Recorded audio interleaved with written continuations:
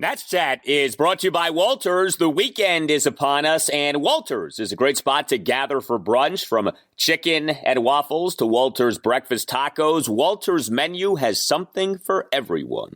On top of that, for only $20, enjoy bottomless drinks including mimosas, Bloody Marys, Trulies, and old-time lagers. Make your reservation at waltersdc.com today. Now the pitch.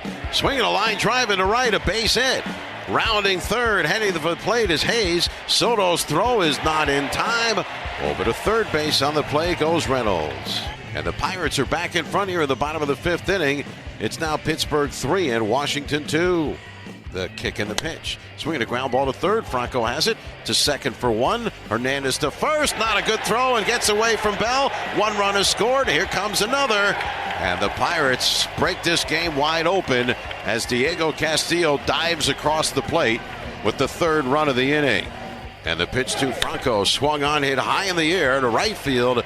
Playable for Gamble. He's there waiting, and he makes the catch, and the game is over. The Pirates take the third game of the series in a 2-1 edge in the 4-game series. Their 3-run eighth breaking the game open. Too much for the Nationals, who had their chances to come back. In the ninth, they come up short. And welcome to Nats Chat for Sunday, April 17th, 2022, along with MASNsports.com Nationals insider Mark Zuckerman, who is in Pittsburgh. I'm Al Galdi, host of the Al Galdi podcast. We say happy Easter to those of you celebrating Easter. We say happy Passover to those of you celebrating Passover. Unfortunately for the Nats, Saturday night was not a happy night, whatever they may have been celebrating. A 6-4 loss at the Pirates in Game 3 of a 4-game series. Kyle Finnegan giving up 3 runs in the bottom of the 8th inning. Juan Soto did have a big game. That was good, but the Nats went just 2 of 11 with runners in scoring position, left 11 men on base. Nats now 4-6, 10 games into the season, still searching as best they can for a starting pitcher to last for more than 5 1/3 innings in a game. Josh Rogers lasted for 5 1/3 innings last Monday night. That remains the longest outing for a Nats starting pitcher so far this season. He on Saturday night lasted for just 4 1/3 innings. Will we, before the end of this month, see a Nats starter last for at least 6 innings? I don't know. I do know this, Mark. The Nats this season now 4-0 when their starting pitcher lasts for at least 5 innings, 0-6 when he does not. As we have discussed, the formula, at least so far, appears rather obvious. Yeah, and honestly, in this one, I thought Rogers was going to get there because after a really laborious start the first couple innings, he got through the third and the fourth very quick, and he goes into the 5th inning on 64 pitches. I'm thinking he's in pretty good shape, gets a quick out, then 2 singles, and I think he could have kept going. He wasn't tired. He'd thrown 76 pitches. But you had the middle of the order up, some right-handed bats. It was the 3rd time through. And I think Davey Martinez felt like this isn't worth it to push this. And Josh understood that, too, why it wasn't the right move for him to stay in the game at that point. I just go back in this one, not that he was great, because, certainly he could have put them in a better position. But I just go back to, there were so many chances for the lineup earlier in the game to do something. They were down by 1 run most of the night. It was 3-2 most of the night. They just couldn't get that one extra hit they needed along the way that would have actually made something out of this. By the time they finally rallied in the 9th, they were down by 4 runs, and it just wasn't enough. The boys battled.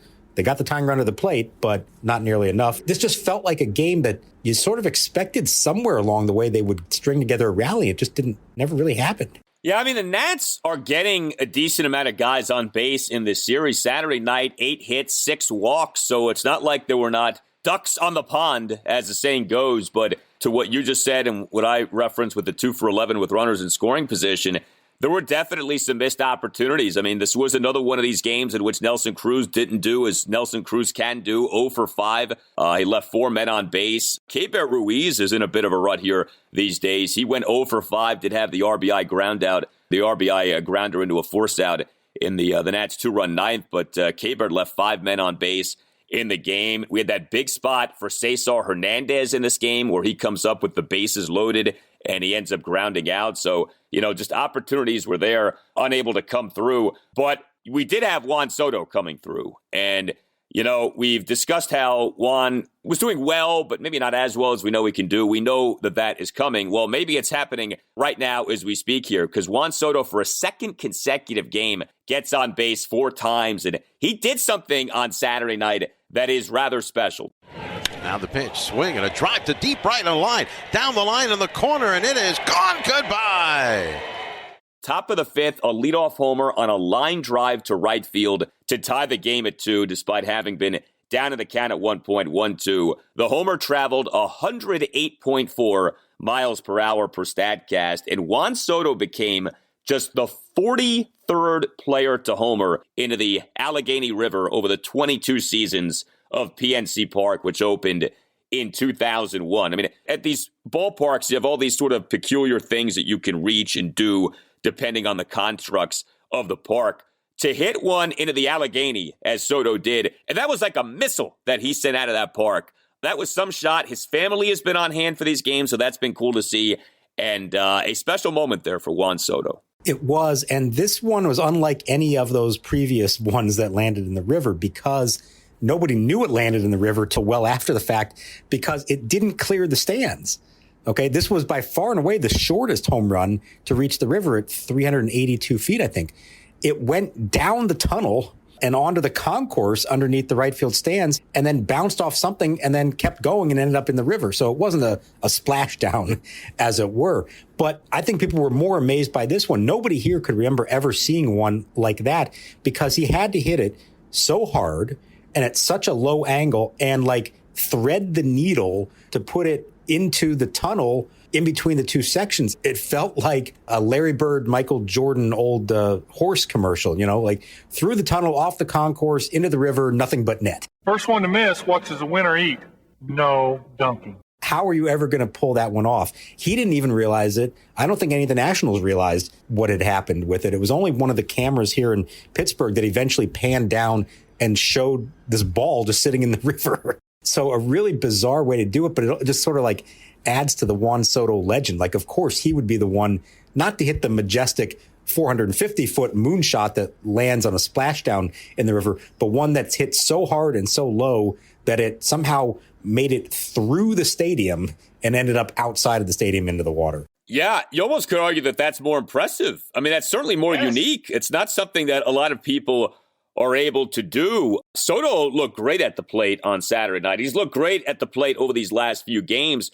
He drew 2 walks on Saturday night, but he also had a really impressive double in that Nats 2-run 9th inning, an opposite field double to left field. He was down at 1.02, gets pitched outside, basically just throws his hands at the baseball and just pokes it into left field. I mean, that was a beautiful piece of hitting by Soto. I know it's been said many times, he's at his best when he's going the opposite way. We have seen him do that, and man, did he do that in that 9th inning with that double. And what he said afterwards, it was kind of subtle, but it was an interesting revelation from him. He said after the first week or so, this wasn't happening. Now pitchers are starting to throw him outside, and he loves that because that's where he wants the ball, because his natural swing is to look to drive it to the opposite field, and that's where that double came from. There aren't a lot of holes in Juan Soto's swing, but if there is one, I guess it's up and in. That's probably where he's least comfortable. You don't see a lot of pitchers come in there, but when he's struggling, sometimes they can do that to him. And he's saying they're not coming in on him at all. They're staying away, and that is playing right into his hands. That's exactly where he wants to see the ball coming out of the pitcher's hand. Josh Bell, once again, had a productive night for the Nationals. Man, is he locked in as this season is getting going here. Bell on Saturday evening, 1 for 3 with an RBI single and a walk. He actually reached base in the top of the first with 2 outs via catcher interference. That's when you know things are going well for you, when you're getting on base in a way like that, catcher interference. But Bell went the opposite way in the 2-run 9th, a 1-out opposite field ribby single to left field to cut the Nats deficit to 6-3. Alcides Escobar actually had a productive night for the Nats. Boy, has Alcides needed that. Escobar on Saturday night, 2 for 3 with an RBI double, a single, and a walk. 1-run second. He had a 1-out RBI double to left for a 1-0 Nats lead. Top of the 4th threw a 2-out 4-pitch walk. Top of the 8th, a 2-out single to left center field. That's more like it. That's the Alcides of 2021. We have not seen nearly enough of that so far this season, but maybe he's starting to come out of it a little bit here. He had the walk and the hit by pitch in Game 2 of the series. He did have a 2-out single in Game 1 of the series. They were getting production really from the bottom of the lineup. Escobar on base 3 times. Lane Thomas hit a double. Franco reached base twice. Victor Robles drew a walk for the first time. And then Robles hit a ball on the screws. He had a chance with the runner on third in the 6th, and he hit probably the best ball we've seen from him this season, 105 miles an hour off the bat, right up the middle. They just happened to shade him right there, and the second baseman made the play. So, I mean, there were offensively, they hit some balls well, and it didn't feel like that putrid of an offensive performance. They just didn't get them at quite the right times or string enough of them together. And like you've said, they really haven't hit for a lot of power outside of the Soto homer. It feels like if just one of those guys had connected on one, it might have changed the whole outcome of the game.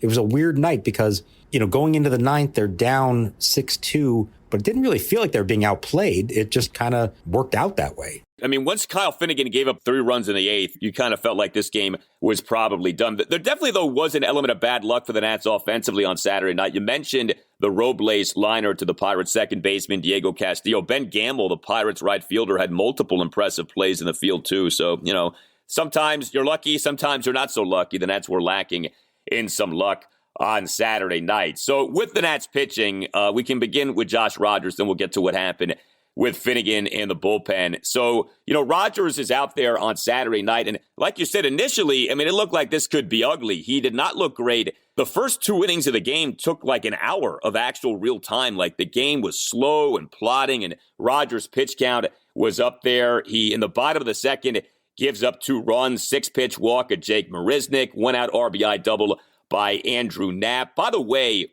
I wanted to bring this up. So the 1-out ribby double by Knapp to left field to tie the game at 1 in that 2-run Pirates second. Heading for third, Marisnick. He's going to try and score. Escobar's throw to the plate is not in time. Runner heading for third. In there ahead of the throw. I thought a better throw by Alcides Escobar to home might have gotten Marisnick out at the plate. I have to say this. I don't think Escobar's defense has been very good so far this season. There have been a number of grounders that have gotten by him that you say to yourself, man, a different shortstop maybe could have gotten to that. He has not gotten to those. You see this moment on Saturday night where the throw, for whatever reason, wasn't there in time. I don't know. He does not seem right defensively to me so far this season. And then Rogers gave up a 1-out RBI single to Cole Tucker. He does end up going for 4 into third innings, gives up 6 hits, a double, and 5 singles, throws 76 pitches. So it could have been worse, but it obviously wasn't great for Rogers. Yeah, first on Escobar, I agree. You know, he had that one great relay against the Mets that made all the highlights. But since then, some shaky moments. And I agree on that play tonight. I'm watching it from high up in the press box. As the third base coach is waving him around, I'm thinking, oh, they've got him. And then it was not a very good relay to the plate. It probably, you know, didn't even require a great throw. I think it just required a decent throw.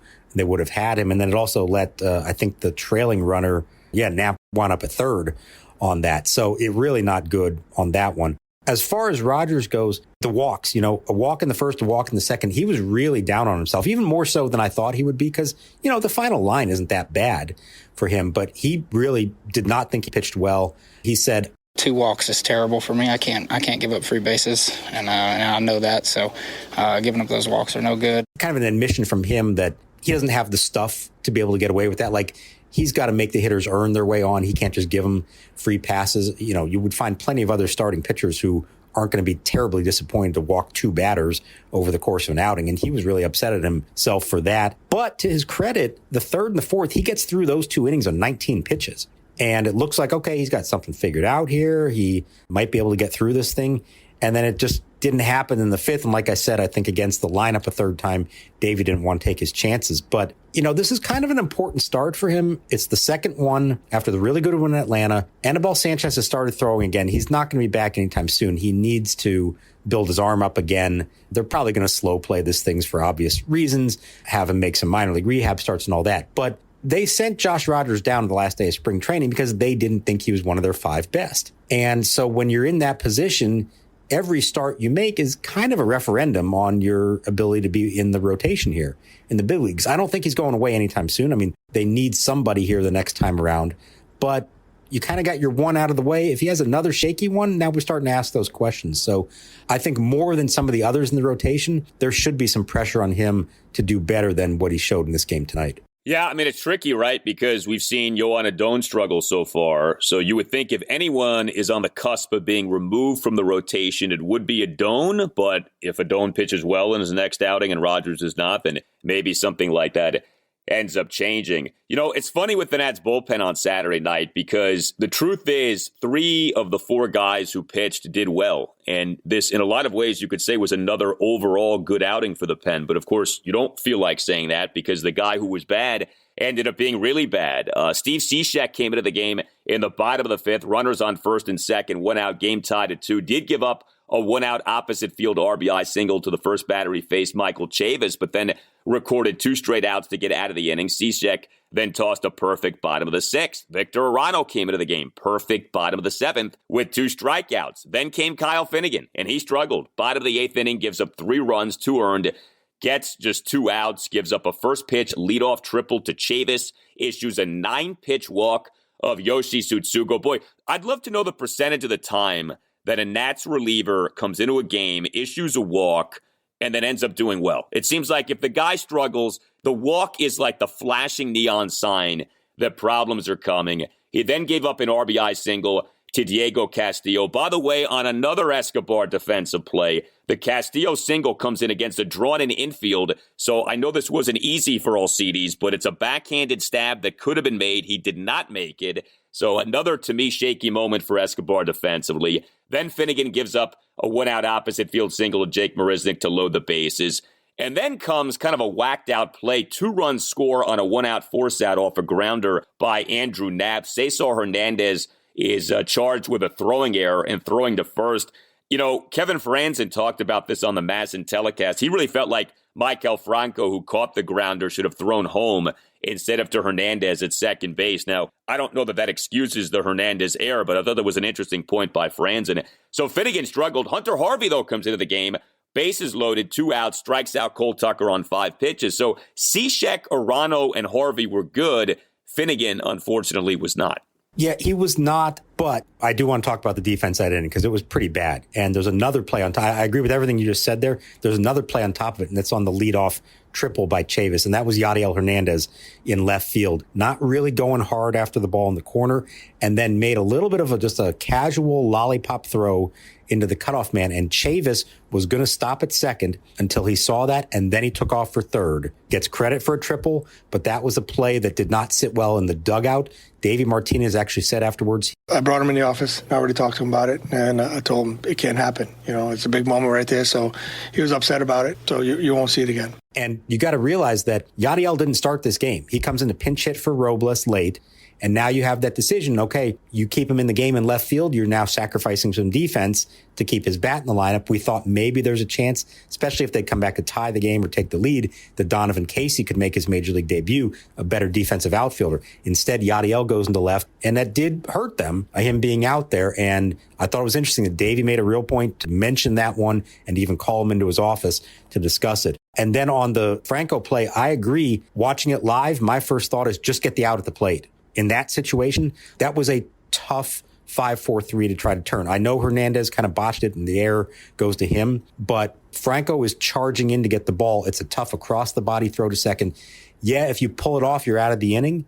But in that spot, I kind of feel like you have a chance to get the guaranteed out at the plate, keep the deficit where it is, and just try to get one more out and get out of the inning.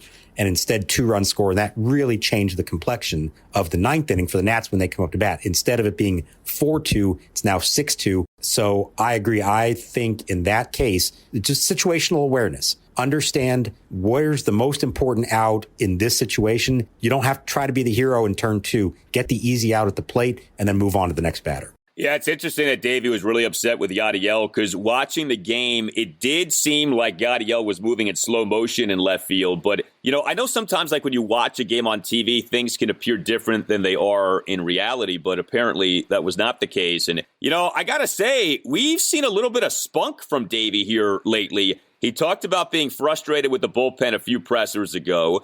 He, I don't want to say put Eric Fedde on blast after his last outing, but he was kind of upfront about, hey, Fedde can do better than what we saw. And now he's calling Yadiel into his office on Saturday night. So Davey he's kind of feeling himself here in season number 5 as Nats manager. I like it. It's not all smiles and camels with Davey. He's showing some oomph with how he's handling things. Well, and I think there's an understanding, like, yes, they all know the position this team is in, but that doesn't mean that they're just roll over for anything. And especially early in this season, you're playing another team that would be considered probably in the same class as you in a game that's very winnable. Those hashtag little things make a difference. And, if they get beat because the other team is far superior to them or out hits them, out pitches them, I think he can live with that. But when he knows that his guys are not doing as well as they're capable of, I think he's going to call them out for it. And I agree. I think it's an interesting and maybe even a good sign to see him show that, not just behind the scenes, because I think we've always known that he does say and do things behind the scenes that he doesn't necessarily share with us in public, but to also be willing now to share that publicly. I think it's an interesting sign and probably a sign of his security and comfort level in knowing what he's being asked to do right now and understanding that, his job isn't really on the line right now. He's not going to be judged on wins and losses this year, so he might feel a little more emboldened to speak out a little more like that publicly. It's a funny deal with Davey because, like I said, this is season 5. This is poised to be a 4th disappointing season in 5 years, right? 18 was a disappointment. It was a winning season, but the Nats were a disappointment. 20, the Nats were bad. 21, the Nats were bad. 22, we all anticipate the Nats being bad. The only one good season was, of course, a glorious season, a World Series winning season. I'd love to know, though, how often in baseball history a manager 4 disappointing seasons in 5 years, and yet nobody considers his job to be on the line. And by the way, nor should his job be on the line. I don't think any reasonable person would say that it should be on the line, but this really is a peculiar circumstance. I've been trying to think of like a comp for this, another situation like this. It's hard to see it. I mean, normally 4 disappointing seasons in 5 years, you're out. With Davey, he's here, and he's probably not going anywhere anytime soon. I'm just trying to think off the top of my head. Maybe Ned Yost with the Royals was in a little bit of a similar situation, although he got to a World Series and then won it the next year. So there were 2 very successful seasons for him. But it is funny what that ring will buy you. Anytime anybody wants to question what you're doing, just pull that ring out of the box, show it to everybody. It goes a long way. So, yeah, I don't, you never say never. You never know what might be going on behind the scenes or how a season could spiral out of control. But it would, I think, be a really shocking thing if things turn so much south this year that we were talking about Davey's job security. A year from now, maybe a little different story. But right now, no, I don't think anybody is believing that this team's record or performance is a reflection of Davey. Yeah, I mean, normally a rebuilding team, the way it works, and the team never admits to this, but the manager who takes you through the lumps of the rebuild gets fired before the fruits of the rebuild are bared. Like it's that classic thing of you have an Alan Trammell and then you whack him and you bring in Jim Leland, or in the Nats case, right? You have a Manny Acta, Jim Riggleman, and then Davey Johnson comes on board. Because Davey has won a world championship, I don't think that the Nats are viewing him that way. Now, like you just said, it may ultimately play out that way. I mean, he's not going to be here forever.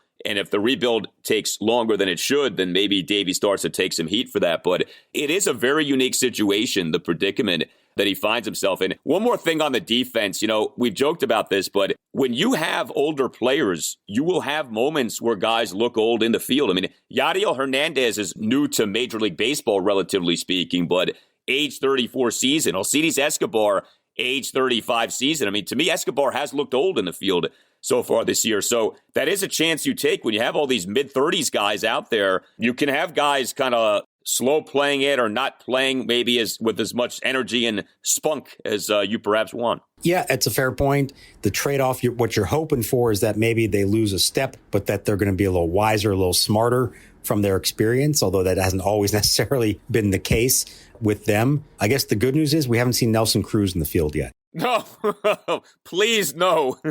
Please no. He takes grounders at first base every day, just in case. Yeah, I don't think that's something any of us need to see, all right? I'd rather have Alex Avila back at second base before we have Nelson Cruz in the field. Let's not get crazy. All right. Well, it was not a great night for the Nats on Saturday night, but we wanted to try to leave you on an up note. So we've been getting a lot of submissions, and they've all been great. Tales of people's first major league games and what it was like being at your first game. And of course, that's such a special thing, especially it feels like in the sport of baseball, more so than in other sports. And so we said, instead of asking everyone to do it and us not doing it, why don't we participate in the exercise as well? And it actually works out well, because I know for you, Mark, your first game has something to do with what we've been witnessing here with the Nats lately. It has a lot to do, actually, with this, Hal. So for those who don't know my background, I was born here in Pittsburgh. My family is all from here originally. Now, we moved to Phoenix when I was real young. I was only 2 years old.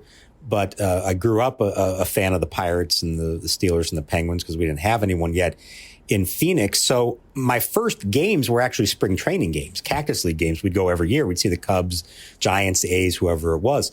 But my first actual major league regular season game came here in Pittsburgh during a family trip. And the date is August 1st, 1984. It's at Three River Stadium, which is right in between PNC Park and Heinz Field. It's now a parking lot. It was the multi-purpose stadium for both teams.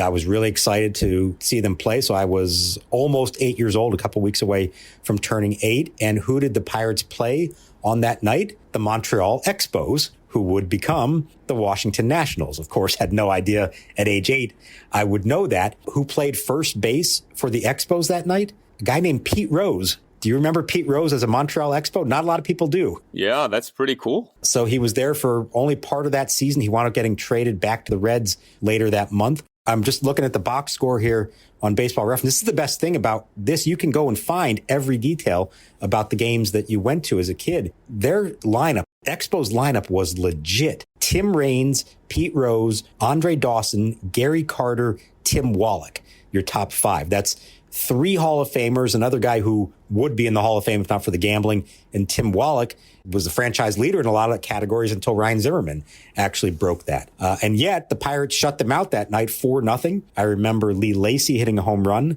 and just a really well-played game by what was a bad Pirates team back then. Now, in my mind, I remember thinking, I'm sitting on the first base line with my parents. I remember, big Three River Stadium. Oh, this is a big crowd. So I looked it up. The attendance that night, 8,729. You want to know what the attendance was here tonight on a Saturday night against the Nationals? 8,676, actually smaller than it was on that night in 1984.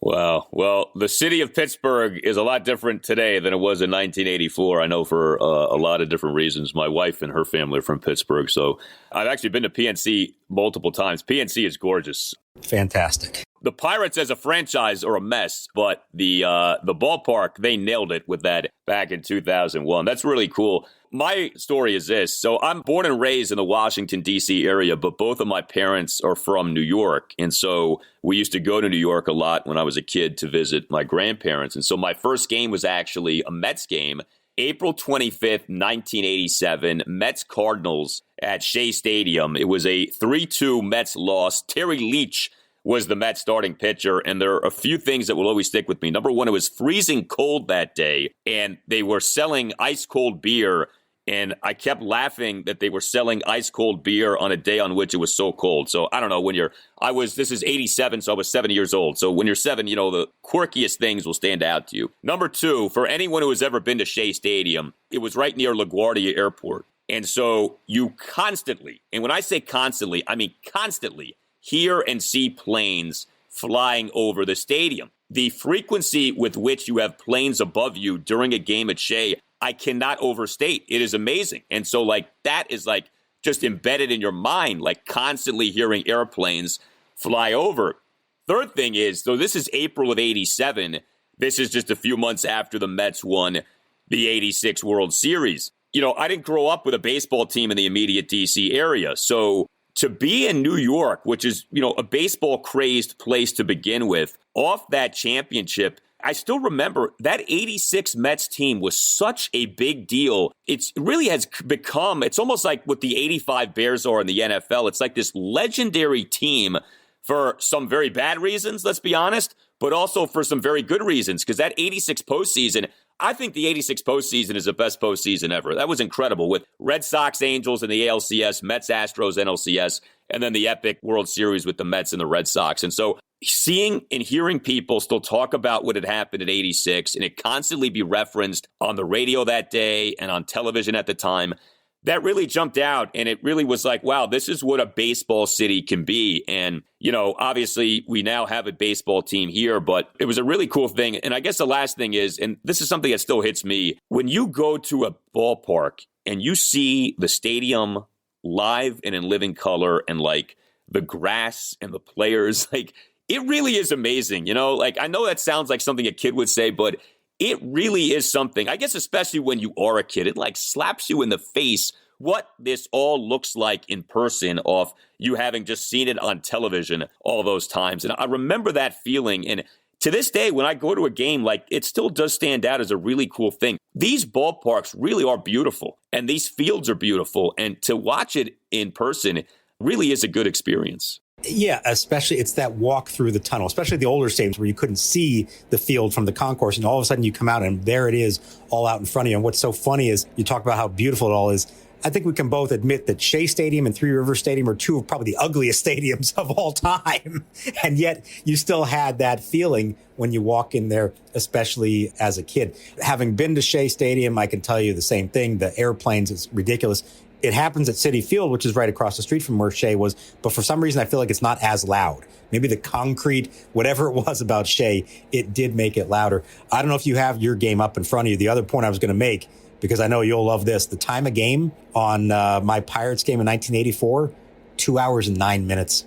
Little different than nowadays. I do have the box score, 2 hours, 39 minutes for my game. I mean, that was, look, in the 80s, you look at all these box scores, it's 2 hours and change. You know, 3 hours was like, that's a marathon. Now, you're lucky if a game is played in 3 hours. So it is a different world. No question about that. So there you go. Our tales of our experiences, the first experiences at Major League games. You keep your tales coming. You can email us at natschatpodcast@gmail.com. You can write us your stories in written form, or you can send us a voice memo with you saying your story, and we'll play it on the podcast. You can also email the podcast if you'd like to sponsor the Nats Chat Podcast. Reach out to Tim Shovers. Again, the address is natschatpodcast@gmail.com. You can tweet us as well at @Nats_chat. Nats Chat is on the radio on Sunday mornings. Don't forget, Sunday mornings at 9 on 106.1 ESPN in Richmond, and Sunday mornings at 9 on Sports Radio 96.5 FM and 850 AM in the Hampton Roads area. All Nationals radio highlights on Nats Chat are courtesy of 106.7 The Fan. For Mark Zuckerman, I'm Al Galdi, and we'll talk to you next time on the Nats Chat Podcast. Off the floor, off the scoreboard, off the bankboard, no rim. Over the second rafter, off the floor, nothing but net. Through the window, off the wall, nothing but net. What you want is what you get, and the title's today.